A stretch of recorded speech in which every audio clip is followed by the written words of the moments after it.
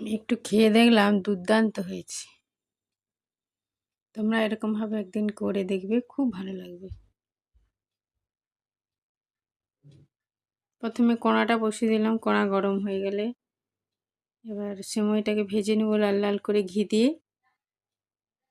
1 চামচ ঘি দেব,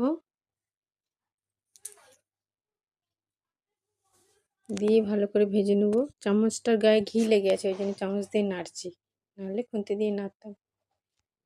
কাজু কিশমিশ সব রেডি করে রেখেছি, দেবো। চিনি দিয়ে দেবো স্বাদ মতো। আগে এটাকে ভালো করে ভেজে নিই। গুঁড়া দুধ দিয়ে করব।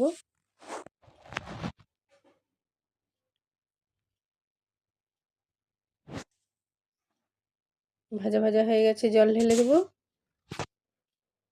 জল দিয়ে আর সঙ্গে সঙ্গে গুঁড়ো দুধটা দিয়ে দেবো, কারণ জল বেশি গরম হয়ে গেলে দুধটা তাহলে আর গলা যাবে না। দুধ দিয়ে গোলা হয়ে গেছে, এবার দুধটা ফুটবে। কাজু কিশমিশ চিনি সব একসাথে দিয়ে দেবো।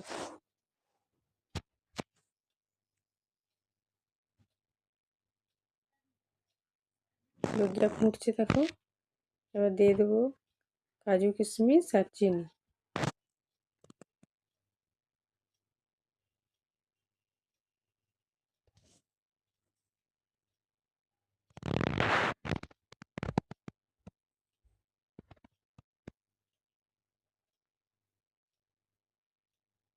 চিনি স্বাদ মতো দিতে হবে, যে যেরকম চিনি খাবে। কেউ যদি মিষ্টি বেশি খায় মিষ্টি দেবে বেশি, কেউ যদি কম খায় কম দেবে। গুঁড়া দুধটা একটু ফুটতে হবে, ভালো করে ফুটাতে হবে,